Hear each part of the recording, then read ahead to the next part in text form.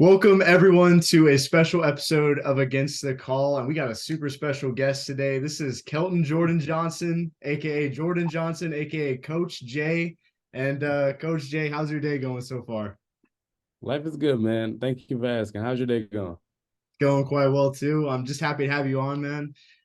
What you guys got to know about Jordan was he played on UCF's football team from 2016 to 2018. So, yes, he's a national champion, which we'll get to that a little bit later. In high school, he was a four-star recruit by ESPN. He was listed as a three-star by Rivals and 247 Sports. He was listed as a top 25 offensive guard recruit by ESPN too. And now Coach Jay, he's an assistant O lineman coach at Oklahoma State, and he is killing it with those boys over there, guarding the Doak Walker Player of the Year, Ollie Gordon. And so, Coach Jay, I got to hit you with a hard question first. How did it feel to lose to UCF? Was it bittersweet? I wouldn't call it bittersweet. I mean, from the outside looking in, you could probably view it as that. I mean, there was definitely mixed emotions for sure, but at the end of the day, I coach for Oklahoma State. So I am rooting for Oklahoma State all Yeah. day, every day. Every time I step on the field, I want Oklahoma State to win. Now, anytime it's not against the team that I'm coaching for, I'm always rooting for UCF, but not when it's currently against the team that I'm coaching for. So it was just bitter. There was no sweet about it. I totally get that. Now, talking about bitter, I've been seeing your Instagram story. There's been a lot of snow in your front porch area. And how you holding up in that Oklahoma weather? I know that you're from Jacksonville, Florida. So you preferring that weather over Florida, or you wish you were in Florida some days?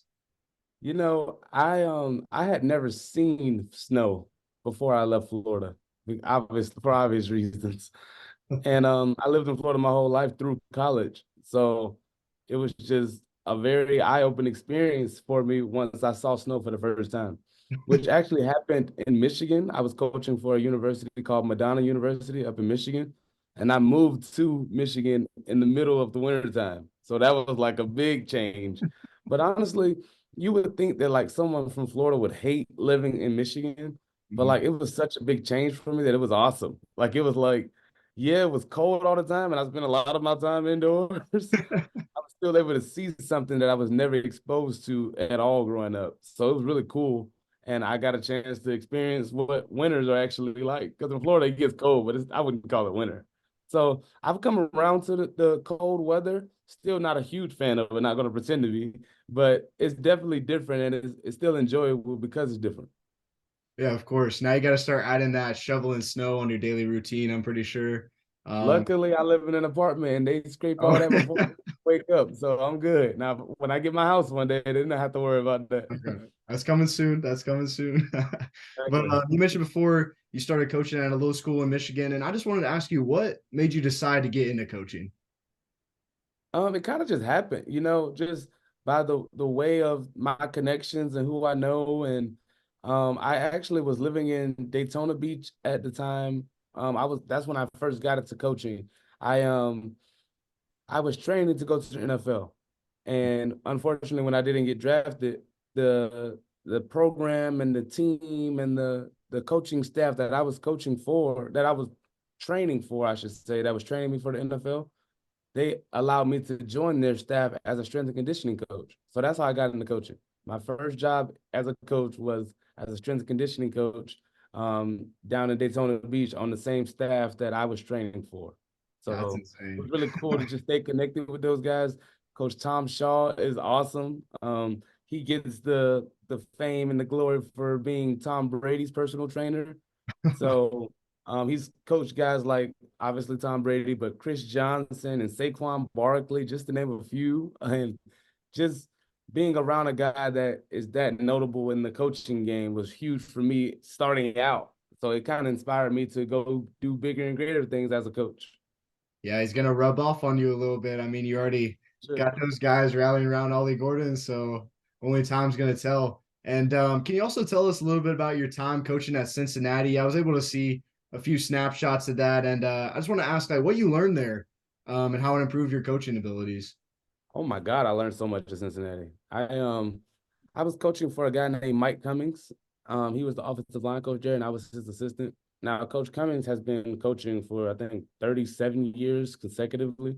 So the things that he was willing to share was awesome just because he's been coaching for so long. And I was in my second year of coaching. It was technically my third season because when I was in Michigan, I coached a spring season. And then I moved to Oklahoma and I coached the fall season. So that was all 1 year. And then Cincinnati was my second year, but my third team in my third season.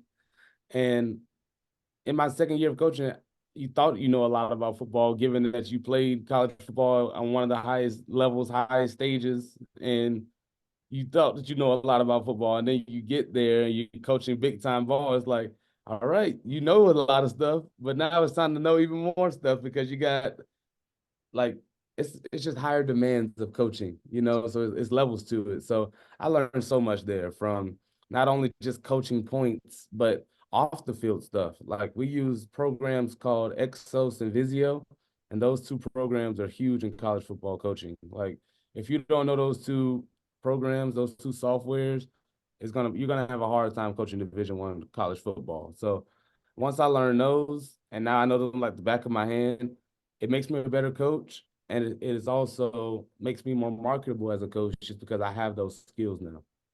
Yes, sir. And I mean, I'm able to see how it can help you because I just want to say congrats to your team this season, making that Big 12 championship game. I know that was huge. And if you could just tell everyone at home how it felt to help coach a team to the Big 12 championship, like what are the emotions when your team gets that far along and they're selected to play in that game?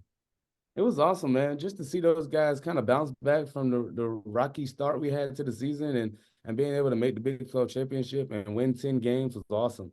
And just shows the resilience that this team has that I coach for. It's great to be around those guys, and to be one of the many people that are motivating and encouraging these guys is awesome.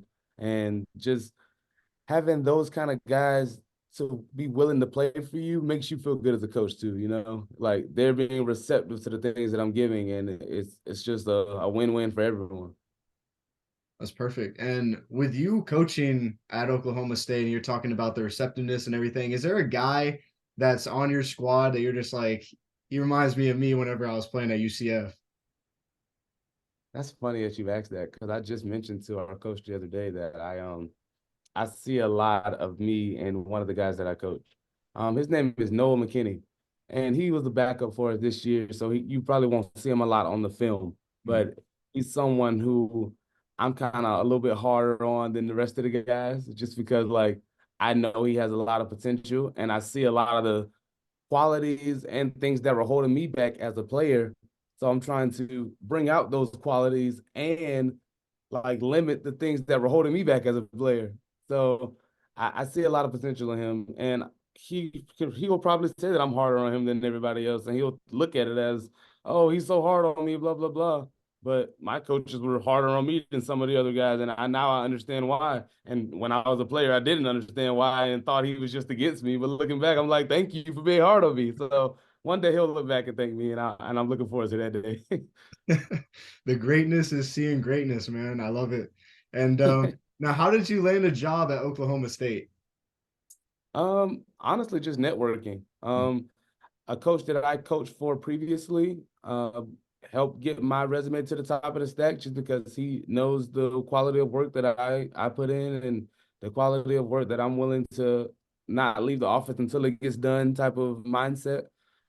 He saw that when I was coaching with him at Northeastern State, and he graduated from Oklahoma State. So he came back to Oklahoma State, his alma mater, and when they needed someone in my position as an offensive line graduate assistant, he put my name in, and I got here. I was very willing to accept this position, just given the prestige of Oklahoma State and knowing that we were going to have a really good year last year, this past year, and looking forward to the year coming up. So I'm very excited about coaching for Oklahoma State. Go Pokes. Yeah, man, it's turned out great for you, and it's also turned out great for Mike Gundy, and he's a character, man. And I feel like some people are going to be asking, what's it like to kind of work for him, and is that passion in person as well as it is like in those press conferences? Absolutely. Gundy's awesome, man. He's awesome. Like you can tell that he genuinely cares about the players, one, which is huge for me, is why I coach the game. So that's huge for me. And then how you do anything is how you do everything. he treats the players with respect. He treats his coaches with respect.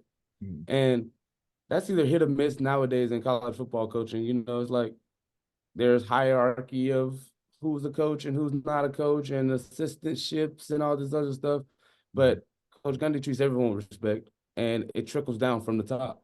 So it's awesome that he's such a great person, but even better coach and an even better man. So it's awesome. Yes, sir.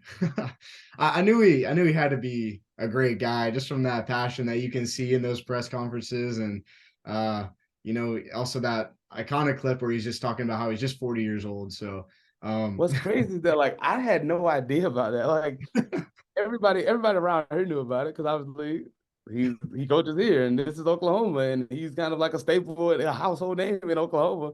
But like I'm from Florida. I like maybe I lived under the rock growing up, maybe. But like I had no idea what they were talking about when they said it was the anniversary of his I'm 40 speech. I'm like, what I'm 40 speech? And then they showed me the speech. And it's probably 10 years ago now. So it was just hilarious that like I missed out on this key pivotal moment in college football. But also that I'm now coaching for this guy. I'm coaching for this university. I had no idea. And they had to show it to me. But it was hilarious when I finally watched it. That's so funny you didn't know about that, man. That just makes it even better when you do find out about it. Yeah. Like it was all But over ESPN. It's like the anniversary of it happening. And I'm like, whoa, this happened? Wait a minute. no, whenever you're coaching, I mean, you're coaching at a Power Five school, and just can you walk through one of just probably the biggest struggles for you, or I mean, maybe it has been smooth sailing. I don't know, but what's just one struggle that you could tell the audience? A struggle of working in college athletics is just how time consuming it is. But I mean, that's the nature of the business. Every time the players are here, we're here and more. And the players are here all the time. So it's just time consuming, but it's something that you devote your life to. And it's like a lot of people, this isn't meant for them. So they get, for lack of a better term, they get weeded out, and other guys come in that are willing to put in those hours. And um, someone told me in the beginning that like this isn't for everyone. So if you just stay the course, if you just keep doing what you're doing, put it in your work, do good quality work, and don't complain about how tough it is, how hard it is. It's hard on everyone.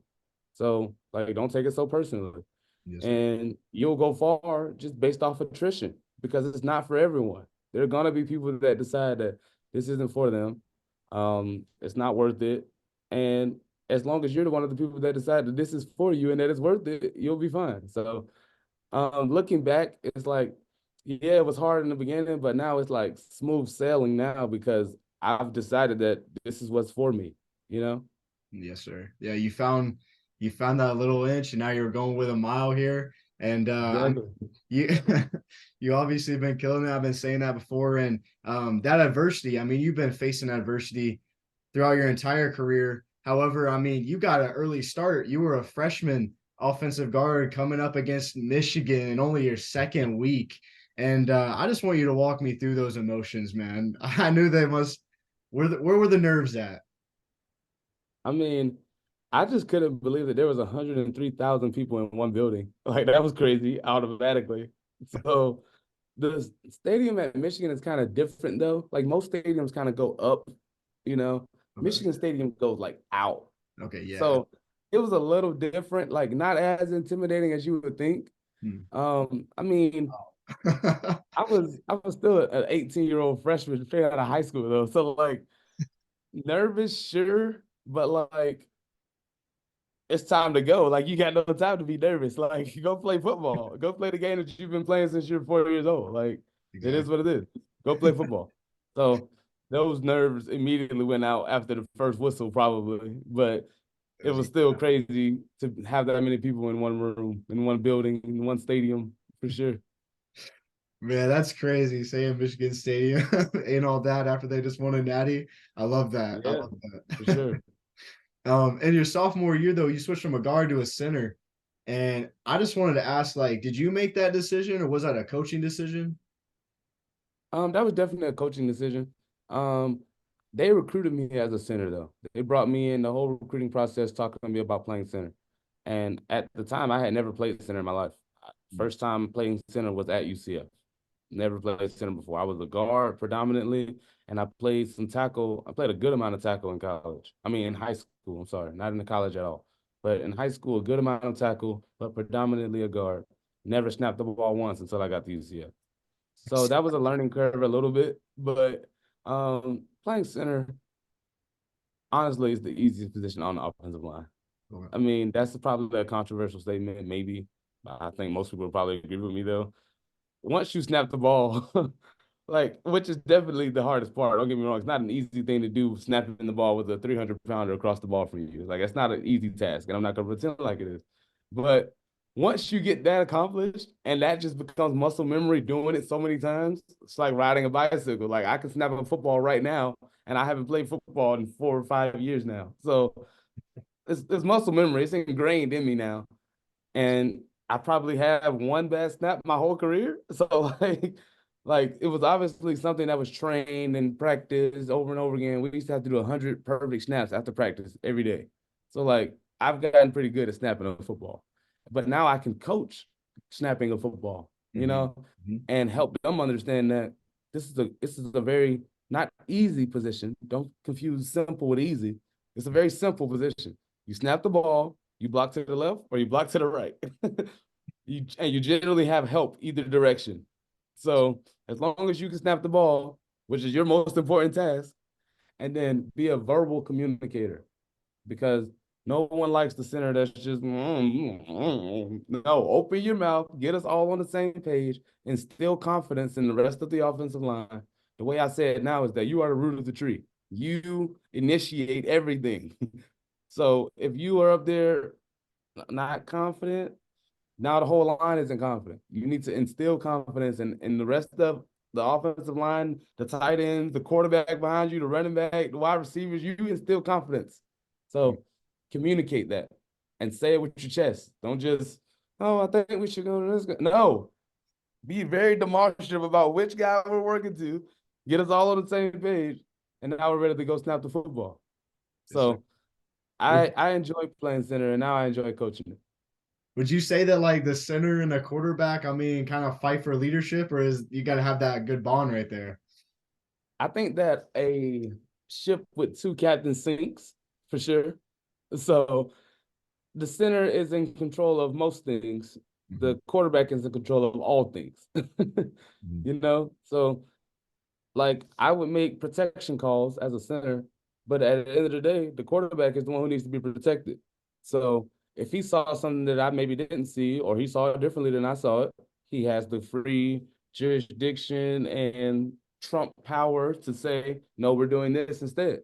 So definitely that relationship needs to be a good relationship. Of course, of course. And I mean, in 2017, that was obviously a huge year protecting Milton, Killens, and Anderson, and a bunch more, and winning a national championship, as you already know. And I just want to ask you, what were the vibes like every week in, week out inside that locker room during that 2017 season? It was awesome, bro, because like we were out there playing for each other. Like everybody was doubting us all season. Oh yeah. Everybody was like, "Oh, y'all are gonna, yeah, y'all are undefeated now, but y'all play this team next week, and then we beat them. Oh, y'all undefeated now, but y'all beat this. Y'all got to play these guys. No, then we beat them. And it's like, all right, we get to the Peach Bowl. It's like, all right, y'all been undefeated all year, but y'all ain't played nobody. But y'all said that about them, but y'all said that about them, but y'all ain't played nobody. We Mm-hmm. play them, and then we beat them too. And it's like, all right, national champs. Now, call it what you want. Say that we were national champs. Say that we weren't national champs. I still hear it to this day. Oh, y'all make the make believe national champs. All we did was play every team that was on our schedule and beat every team that was on our schedule. And that's all you can ask a college football team or any team to do. So I don't know why people are so mad at us. All we did was win. They're just mad that it was probably one of the best marketing moves a school could have ever That's made. what I'm saying. Like what? Like from a marketing standpoint, it was genius. Like UCF is now a household name because of not only the fact that we won every single game, but now everyone in the nation was talking about us. Like it was genius marketing. Shout out to Danny White and anyone else who was a part of that decision to say national champs because it was obviously a good one. And now some people want to say that's fake and then they want to make fun of that ring. But I mean, I saw your story. that ring was blinging. And I just want to ask, where do you keep your ring, and do you ever wear it out? I don't currently wear it out. I think that year after we won, I was definitely wearing it often, probably.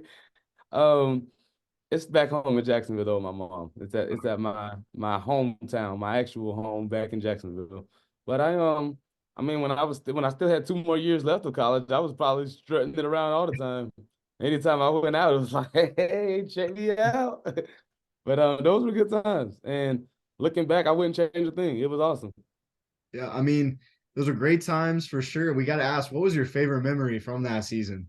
I'm sure there was tons of them. If you could just pick one. Mm. Probably after Otis scored on a little slip screen to him in the boundary on the left side. He's I think it was the score that tied the game up. I think we were losing. Probably early in the third, probably late in the third, somewhere around there. And Otis gets this screen on the left side. And Mhm. he's running down the sideline. He's running almost in. He probably gets like not stuffed, but kind of like stood up around the 3 or 4 yard line. And I run over there and just push him in, just like dive in and push him in, right? And he falls in the end zone. It makes me feel like I just scored, right? Like I pushed him in. I feel like I just scored a touchdown. So I go crazy. I legit like stand up, run around, try to find somebody to go celebrate with. I'm running, and then I see my old high school teammate. Now he wasn't on my team. He was actually on our team, but he was my running back in high school. So Wow. I literally run over him, and when we were in high school, we used to tap a hat. Like that was our celebration. Like we would tap a hat. Like on defense, if everybody's making a tackle, everybody run over there and tap his hat. Like he just made the tackle, tap his hat. So I ran over to my running back in high school, who's now the defensive back for the other team. I run over there, go tap his hat. Then I see one of my teammates. I do the handshake with him, and that was probably my best experience of that whole season, which was awesome. Now looking back from a third party, like from the outside looking in, it's like, why is Jordan going to go celebrate with the other team? What's going on? But like people don't know the backstory. Some people still don't know the backstory, which is fine with me. But it was an awesome experience nonetheless. Hey man, just lucky you didn't get no like unsportsmanlike conduct I on. know, right? That would have been so bad. Cause like I'm not taunting him right now, but it could look like I was taunting him, and that's not what was happening. Man, I'm so glad you're sharing that with us. I'm sure a lot of people they definitely still question that to this day. But one thing that's not in question though is you being named first team All American by the American Conference 2 years in a row. And I mean, that's just such an accomplishment. Like, how'd you feel whenever you received those honors? That was awesome. Just to be able to say that our team is the best team in the conference for 2 years in a row, and them helping me, putting me up on a pedestal, saying that I was one of the reasons why this is happening was awesome. I mean, honestly, I was a member of a really good team, and looking back on my film, it was like, all right, as a coach, you're like, I need to have my head up. I need to get my butt down. I need to get my hands inside. Like, I don't know what I was doing. You're like, who is that guy out there on the field? Could have been me because I was better than that. No way that was me. But I mean, it was awesome to be a part of a really good team that had some really good players. And I was kind of just getting the everything that comes with being on a really good team. Yes, sir. I mean, you were also on that 2018 team, which that year had a new head coach, Josh Heupel. And who did you enjoy playing for more, Heupel or Frost? It's not like a shot at them or nothing, but just who'd you kind of gel with more? I think that they both have their differences and they were both good in their own right for sure. Coach Hype had us together as a team and helped us see the bigger picture as far as not only just being a good college football player, but being a great man. And they were very, when it comes to team unity, they were huge about that. Mm, Like I've been to Coach Ellerby's house probably 3 or 4, 5, 6 times. I was tight with his son. I still keep in touch with him and his son, who was probably 5 or 6 when they got to UCF, and then was 7 or 8 by the time that I left. And I mm. kind of just got to watch him grow up, and I still watching him grow up on Facebook because I'm still friends on Facebook with all of those guys. And it's really cool that family aspect that you hear a lot in college football. No, they were really like about it. Like it made me feel Like this is a family under the Heupel staff, and that's not taking anything away from the Frost staff, but those guys were good at different things, and they had us willing to run through a wall for each other more so than just the whole family aspect of things. It was just like, no, we're better than them, and we're gonna go show you why we're better than them. Come watch this film. And it was like, this is awesome. Yeah. And um, they were both really pretty much players coaches as far as wanting what's best for the players, relating with the players, letting us understand that it was our show and they were kind of guiding our steps. But Mm. at the end of the day, they're not out there playing college football. We are. So it was good to see both sides of it. We always have love for Frost just because he was the one that initially started it all. I mean, he took us from being winless, and I wasn't a part of the winless team, but I came in under that recruiting class the year after, and taking us to being undefeated from winless. You gotta respect that. Like, there's nothing you can say bad about that.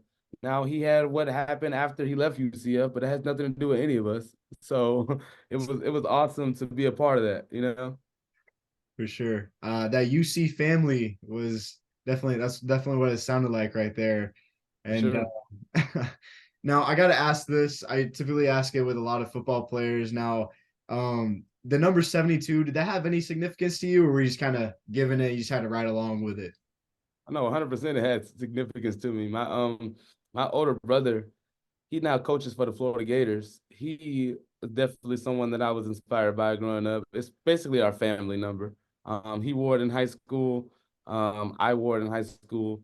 My older brother, my other older brother, I have two older brothers. He wore it in high school.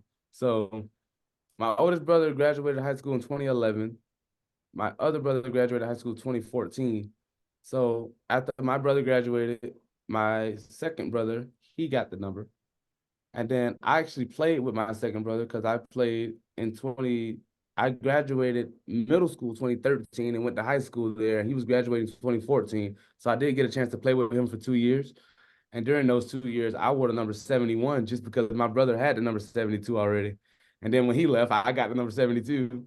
And then that was one of my main requests when I got to college. It was like, all right, I gotta keep the family number going. Like, so I get to UCF, and our starting right guard already has the number. Tyler Houdinick, he had 72 his freshman year. But that number was given to him under the O'Leary staff. And you weren't allowed to choose your number back then. It was Mm. just like, this is the number that you're getting. Yes, sir. So he was just given 72. But in reality, he wanted number 53, which is the number that he played in high school. Mm. So he was glad to go back to his original number once they got a new staff. And I was glad to get the number that I've been wearing for the past couple of years that has been my family number. So 72 is still a number that I use on, like, usernames and stuff, so 72 will always hold a special place in my heart. And I'm glad that I was able to wear it in college, all throughout college.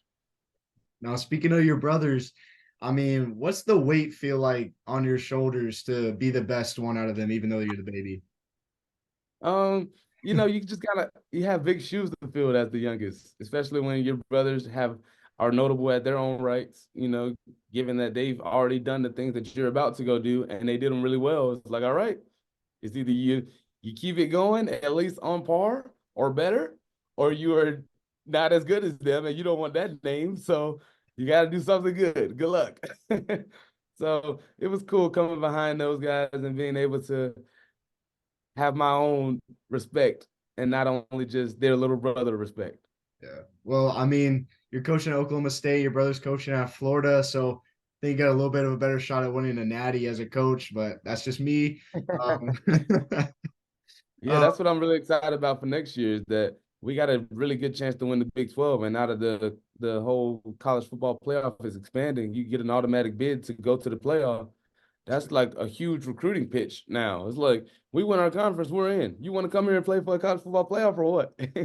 You know? So that's really cool. I mean, y'all got to run through UCF first, but it's fine. Very true. I'm just kidding. But do you keep in contact with any of your former teammates? And just gotta ask, were any of them kind of your shoulder to rely on during your time at UCF? Oh, absolutely. I mean, keep in touch with is a relative term for sure.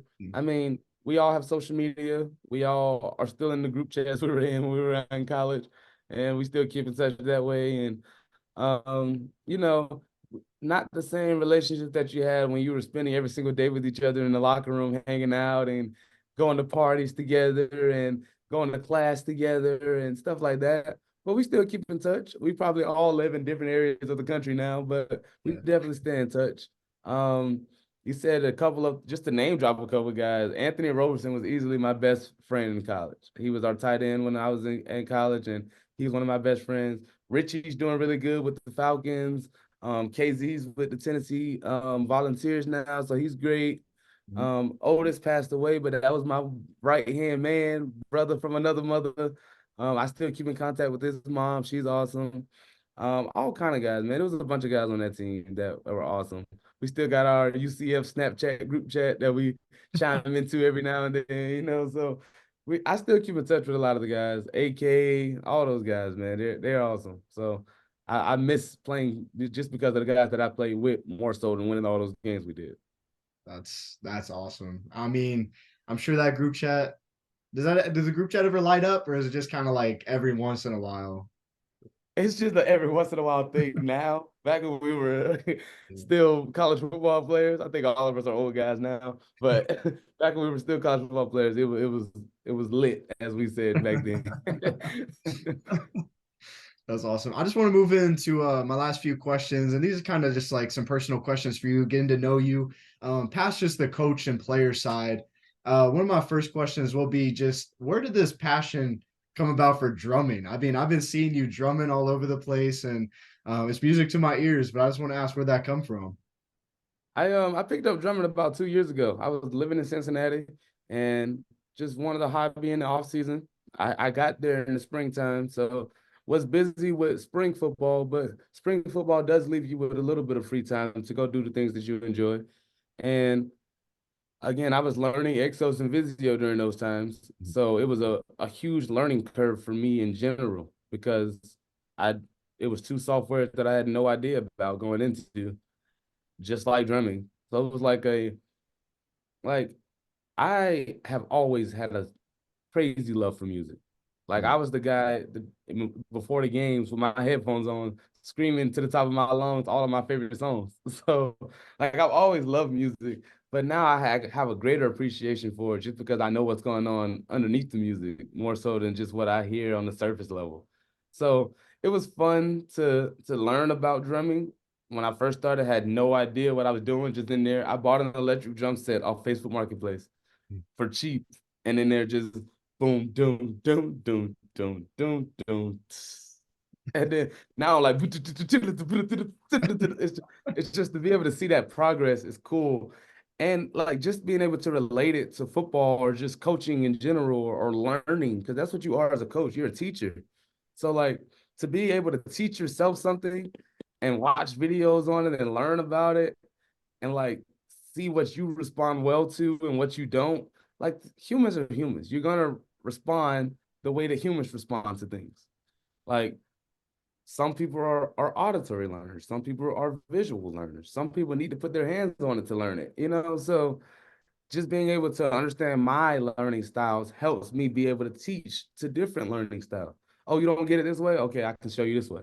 Oh, you don't understand either one of those ways. There's one more way I can teach you. Or, you know what, let's just go walk through it. If you don't understand me drawing it up, if you don't watch it on video, let's just go do it in person. Let me go put this trash can in front of you and you can see if he goes this way, I need you to go that way. If he goes that way, I need you to go that way. So just being able to explain things differently helps you and makes you more versatile as a coach. Yeah, that's perfectly said. I would have never thought that like these coaches, they got to keep their minds going. You got to keep your mind learning so that way you Yeah. stay the teacher and keep everyone on their toes. I mean, that's perfectly said, coach. And then it's one thing to be able to know something, like, because if someone teaches you, you can, for the most part, pick it up and know it and learn it. But it's a whole other thing to be able to teach it to someone. Like you have to have a greater understanding of something to be able to explain it to someone who has no idea about it, has a lot of questions. You got to be able to answer the questions. And then you have to be able to tell them once this happens, this is going to happen. And if you don't know what's going to happen to begin with, you don't know what's going to happen next. So just being able to unfold and unpack things is huge. Yes, sir. And I mean, you're dealing with people that are coming from all different walks of life, and you're the kind of guy who stays motivated. And you got a second page on Instagram I want to shout out. It's called Motivate with Coach Jay. And I just got to ask you, what inspired you to create that page? That also happened when I was in Cincinnati. It kind of grew when I got to Cincinnati. It started when I was at Northeastern State, which is a Division II in Oklahoma. And Mm-hmm. if I'm being honest, I kind of had to motivate myself a little bit. Just my coaching career kind of had a shaky start. Mm-hmm. I moved to Michigan, didn't know anyone up there except for my cousin, which was huge that I had a cousin up there. But I moved to Michigan in the middle of the wintertime, and I'm from Florida. And then I coached for a startup program, and it's in the middle of COVID. So we had 10 games scheduled, and 7 of them get canceled because if one person on the team gets COVID, automatically you get shut down for the week. That was back during COVID. And then we lost the other 3 games in embarrassing fashion. So it was kind of like a shaky start as a coach starting out. I was the O-line coach, and our O-line isn't performing very well, and our team isn't performing very well, and we keep getting games canceled, and it's freezing cold out here every day, and it was tough. So then I moved to Northeastern State, and I kind of get like that remotivation. It's like, okay, I'm at a bigger university now. We have our own stadium, which is cool because I was at a startup program who was playing their games at a high school, so it was tough. And then we have our own stadium. We have these facilities that are better than what I was just coming from. The players are more motivated. They're at a Division II instead of NAIA, so they're more willing to come to practice and get better and stuff like that. So that was motivating. But then we get to the season and we're still getting whooped. And Mm-hmm. that was like, okay, you thought things were looking up, but they really aren't. Or it just doesn't seem like it. Because as a coach, you're defined as your wins and losses. It has nobody cares about how many people you motivated, how many people you encouraged, how many people you got here and moved them there. And they don't care about all that. Did you win or did you lose? That's the only thing that matters. Now, it's not the only thing that matters, but to the blind eye and to the public eye, that's the only thing that matters. Mm-hmm. So not a whole lot of wins when I first started, right? I think I started off 2-11. I'm pretty sure I wrote it down somewhere that I started off 2-11. And the first 2 games happened at Northeastern State. Mm-hmm. And they hadn't won a game in over 2 years before I got there. Mm-hmm. So, like, the city of Tahlequah, Oklahoma was on fire the night that we finally won a game in 3 years. So that was fun to be a part of. And then we won a second one. But if I'm being honest, we beat the 2 teams that we were supposed to beat in that conference. And then the other teams all beat us. Mm-hmm. So that was bothersome. It was like the person that I am who's super competitive was not enjoying himself. So I needed to motivate myself. I needed to do something. I needed to get myself out of the normal mind frame that I was in and change it. So I started doing things differently. And like instead of complaining about the things that I was experiencing, I decided to make a difference. So I started my motivational page initially to motivate myself. It was like, all right, find motivational things from different sources and first take them in and then share them with the people that you care about, Mm-hmm. right? The following that you have on social media and your friends and your family, right? This helped me out, guys. So I'm just gonna press the share button and share it with y'all. And Mm-hmm. then it starts like, okay, now that you have read and watched and learned from other motivators, you now have some content for you to have within your own brain and make it your own now. Because not only have you heard it from different places, but now you've interpreted to what you're going through in your life. And now you can talk about how those things that you learned helped you.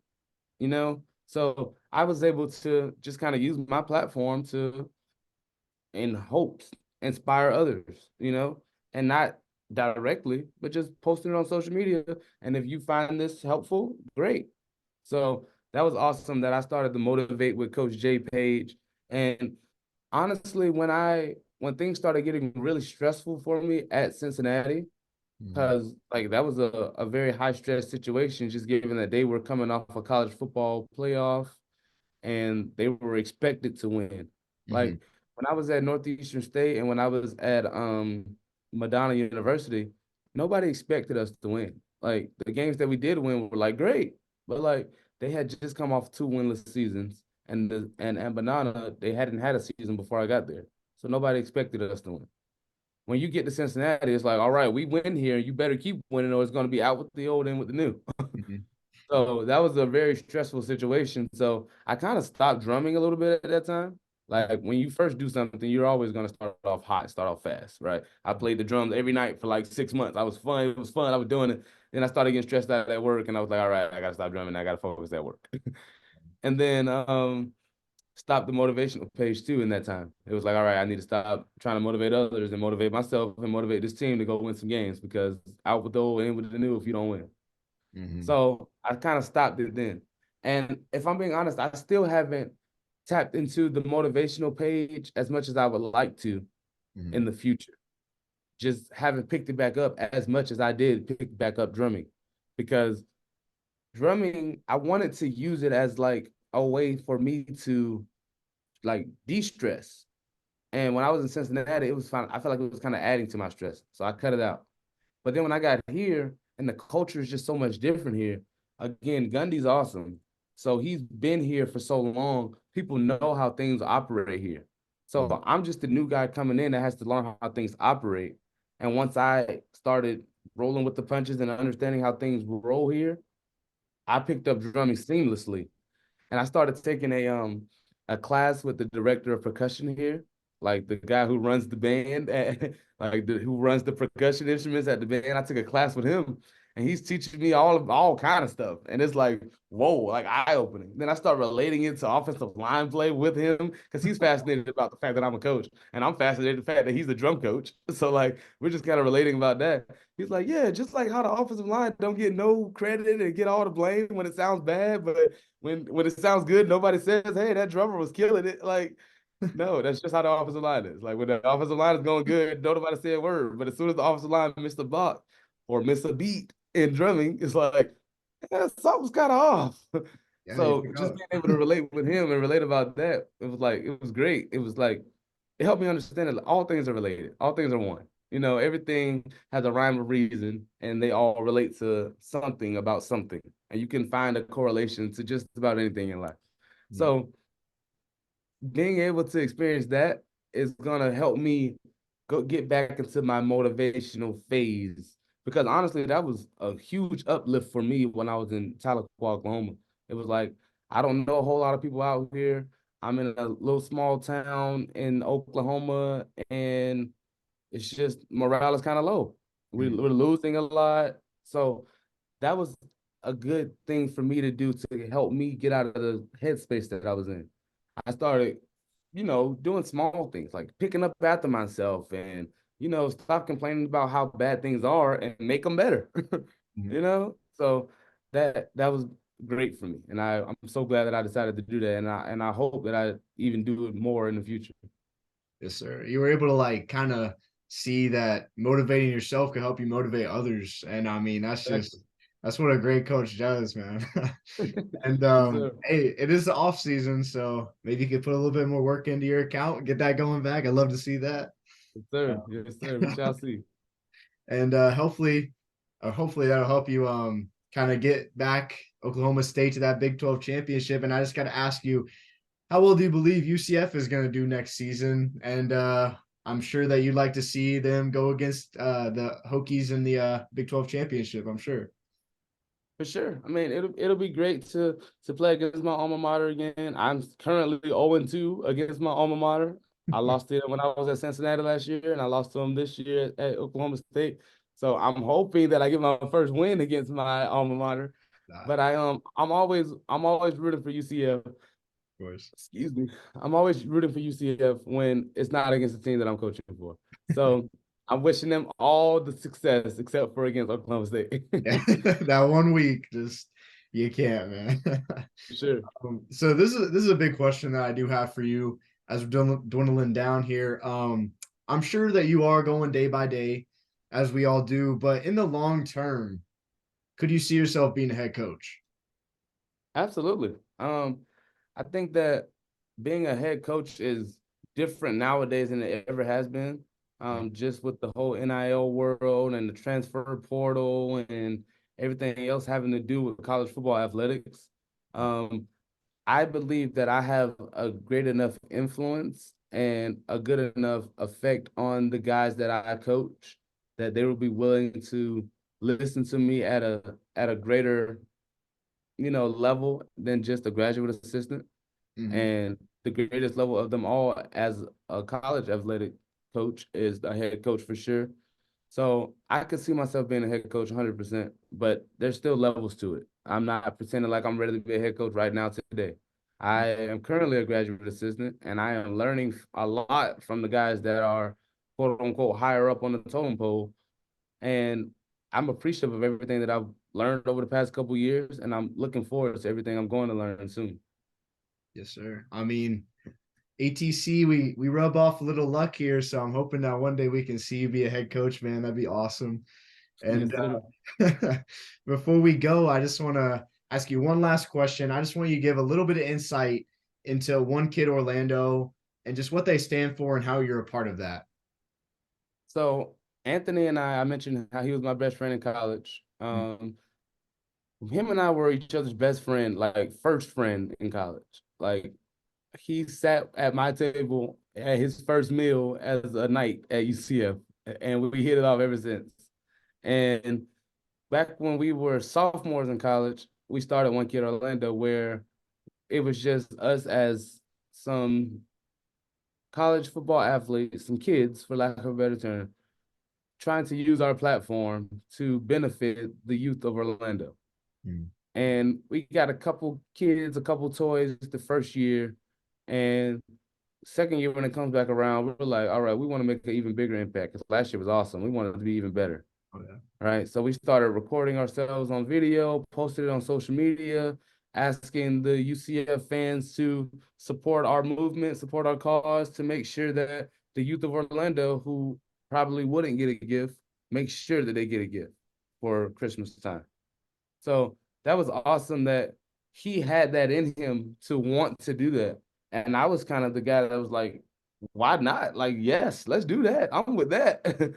So it worked out well. We have always been like yin and yang to where we have different perspectives, but they kind of work well together. And it was great, like having that shape our relationship as friends in college too, because like that helped us grow so much closer together. We were already always together because we play football together and we're on the same offense and go to the same meetings and same practices. But now when we leave all of that, we go hang out some more and talk about nonprofit stuff. And we didn't call it a nonprofit then, but it's now currently a 501c nonprofit because of the relationship that we built when we were in college. So it's awesome. The fourth annual One Kid Orlando toy drive was on the Today Show. That was crazy. Like I couldn't believe that we were on a national scale from something that we just decided to do as kids.